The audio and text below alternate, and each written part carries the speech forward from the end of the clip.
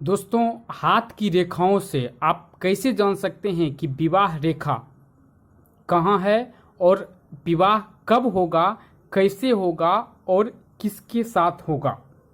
इसके बारे में हम इस वीडियो में संपूर्ण जानकारी देने का कोशिश कर रहे हैं। अगर आप जानना चाहते हैं कि आपकी शादी कब होगा, कैसे होगा और किसके साथ होगा, तो इस वीडियो को आप अच्छी तरह से देखें और आप अपने हाथ में जो रेखाएं हैं उस रेखाओं को देखने का कोशिश करें कि क्या वो रेखा है या नहीं है। सबसे पहले हम बात कर लेते हैं कि अगर आप लड़का हैं तो सबसे पहले आप अपने राइट हैंड को देखें और अगर आप लड़की हैं तो आप लेफ्ट हैंड को देख सकते हैं। दूसरा है कि अगर आप लड़की हैं और आप काम करते हैं यानी कि वर्किंग हैं तो आपको राइट हैंड ही देखना पड़ेगा। अब इसके लिए देखो दोस्तों, शादी जो है उसकी जो रेखा होती है वो हाथ में 3 जगह होता है, लेकिन वो जब हम कंक्लूजन निकालते हैं किसी व्यक्ति का तो वो सब रेखा देखना जरूरी होता है। लेकिन शादी की जो रेखाएं होती, क्योंकि 3 जगह से, क्योंकि एक हाथ की एक जगह की रेखाओं से आप उसके 100% प्रिडिक्शन पर आप नहीं जा सकते हैं। तो सबसे पहले हम बात कर लेते हैं, जो हमारे रेगुलर दर्शक हैं उनको पता होगा कि ये जो रेखाएं होती है ये मस्तिष्क रेखा होती है, ठीक है।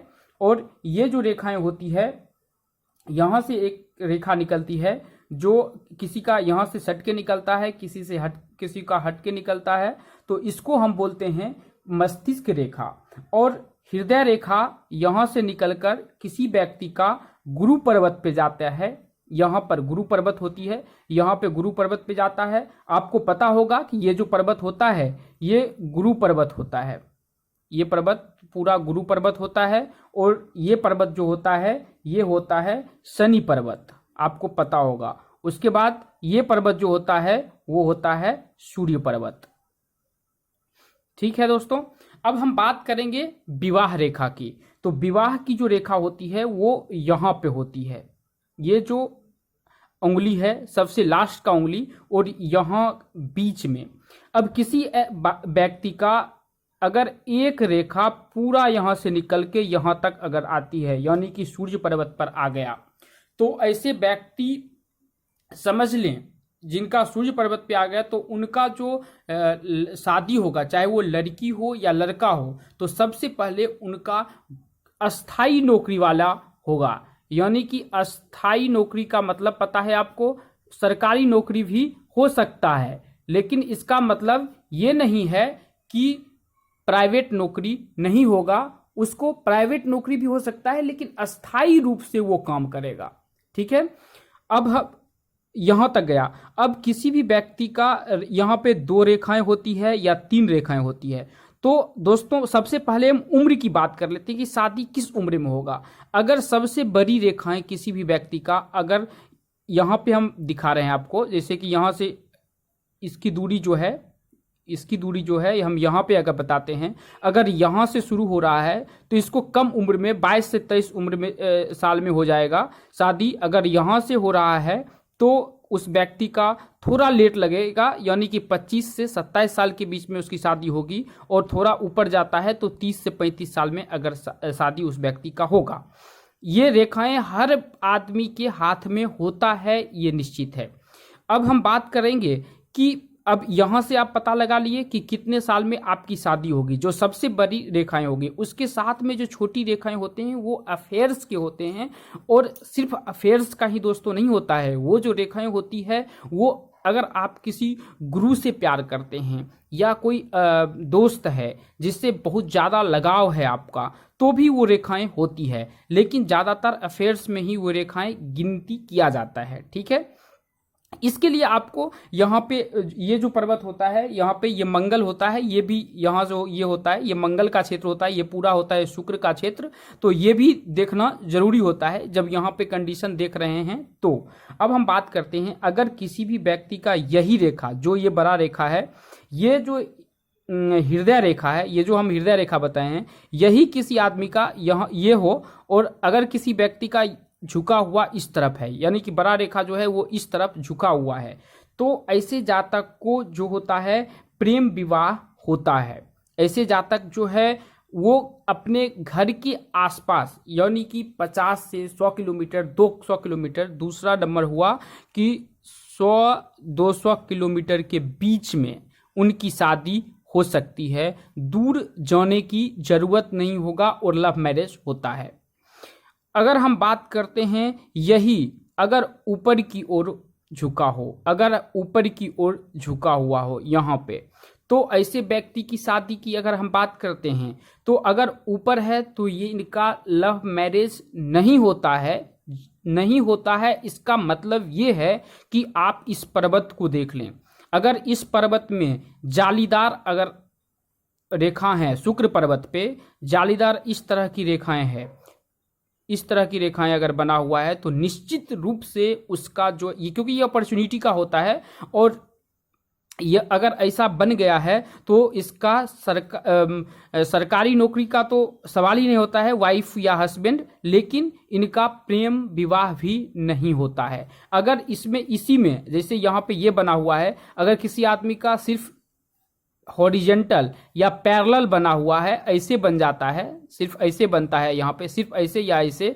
तो हो सकता है मंगल अगर सही है, अगर यहाँ का जो यहाँ जो रेखाएं बनी हुई है यहाँ ज़्यादा कटा फटा नहीं हो, क्योंकि ये चंद्रमा का होता है, अगर ये कटा फटा नहीं हो तो सकता है उसका लव मैरिज होगा, लेकिन 70 से 80% चांस होता है ऐसे व्यक्ति का लव मैरिज नहीं होता है। अब किसके साथ होगा, अब हम ये चीज़ क्लियर करेंगे कि अगर हम किसी व्यक्ति से प्यार करते हैं या किसी लड़का या लड़की से अगर हम प्यार करते हैं अपोजिट सेक्स से, तो उसके साथ शादी होगा या नहीं होगा, इसके लिए क्या देखना होता है। तो इसके लिए आपको सबसे पहले दो चीज़ देखना होता है। यहाँ जो आप देख रहे हैं, क्योंकि ये जो भाग्य रेखा होती है इसके बीच का मेडल का जो भाग होता है ये राहु का होता है, ठीक है, ये राहु का होता है। ओके, अगर किसी भी व्यक्ति का आप जानते होंगे कि हाथ पे एम का निशान बनता है, ठीक है, एम का निशान बनता है, अगर वो एम का मिडिल अगर राहु के मिडिल से मिलता हो, अगर यहाँ पे मिडिल से मिलता हो, अगर लड़की है तो अगर मिडिल से मिलता हो और यही मिडिल के मतलब कि बीच से भाग्य रेखा काट के गुजरता हो, साइड से नहीं बीच से इसको काट के या ऐसे करके किसी भी जातक को गुजरता हो, तो निश्चित है कि जिससे वो प्रेम करता है उसके साथ में शादी होगा, इसे कोई नहीं रोक सकता है। बरसते कि वो जो एम है उसका जो एम का जो ये बना हुआ होता है इसको काट के निकलना चाहिए राहु पर्वत पे, क्योंकि वो एम का जो पहले तो सेंटर होना चाहिए राहु में, राहु पर अगर राहु के सेंटर में है तो वो भी जो बना हुआ है उस भी को भाग्य रेखा काटना चाहिए। अगर मस्तिष्क रेखा और भाग्य रेखा दोनों काट देता है तो क्या होगा, हो सकता है अगर दोनों काट दे और शनि पर्वत पे, शनि पर्वत अच्छा उसका नहीं हो, दबा हो, ज़्यादा उठा हुआ नहीं हो या उस पर ज़्यादा कटफट का निशान हो। देखो दोस्तों, लंबा रेखाएं भी एक अलग चीज़ देता है, कटा फटा रेखाएं भी अलग चीज़ देता है। कटा ऐसे इस तरह की जो रेखाएं होती है ये भी अलग फल देता है। तो अगर यह दबा हो और इस तरह का निशान हो तो दोस्तों ऐसे जातक को तुरंत किसी ना पामिस्ट्री वाले जो देखते हैं या आप अपना कुंडली लेकर किसी न किसी व्यक्ति के पास जरूर जाएं।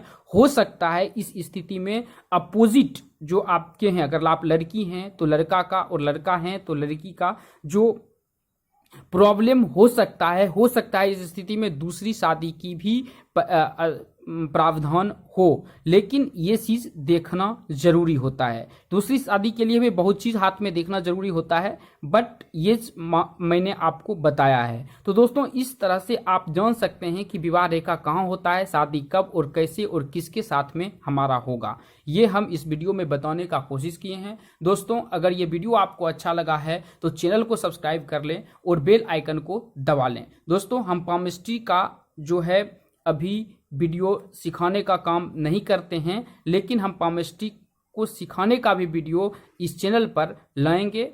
इस चैनल को सब्सक्राइब कर ले, बेल आइकन को दबा ले। धन्यवाद।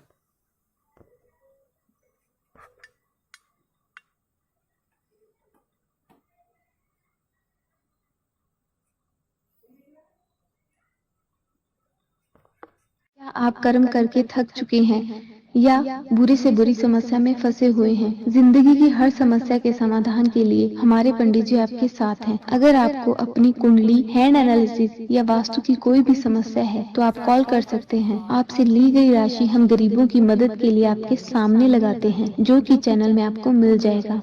धन्यवाद।